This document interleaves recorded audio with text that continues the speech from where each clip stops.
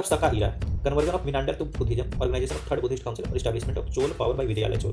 चोल बहुत बाद में आता है, ये 8th सेंचुरी AD में आएंगे, ठीक है। तो सबसे लास्ट में तो 4th हो गया। अब देखिए थर्ड बुद्धिस्ट काउंसिल होगा अशोक के राज्य में, ठीक है। और देखिए ये अशोक के राज्य में हो रहा है।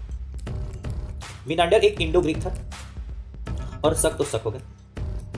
अब मैं आपको बता दूं कि मौर्यन रूल यानी अशोक और अशोक के जो भी बच्चे वगैरह थे उनके रूल के बाद, अशोक लिख लीजिए, अशोक के रूल के बाद पहले आते हैं इंडिया में इंडो ग्रीक, फिर आते हैं सकाज, फिर आते हैं प्रतिहाराज, फिर आते हैं कुषाणाज, ठीक है। तो सबसे पहले तो अशोक है, तो 3rd नंबर पहले हो जाएगा, ठीक है। उसके बाद मिनांडर एक इंडो ग्रीक था, तो अशोक के बाद इंडो ग्रीक आते हैं, तो 3 के बाद हो जाएगा 2।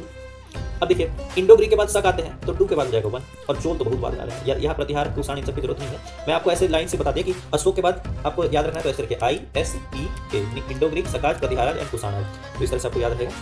तो इसका तो राइट आंसर हो गया दोस्तों 3, 2, 1 और 4, 3, 2, 1, 4 C।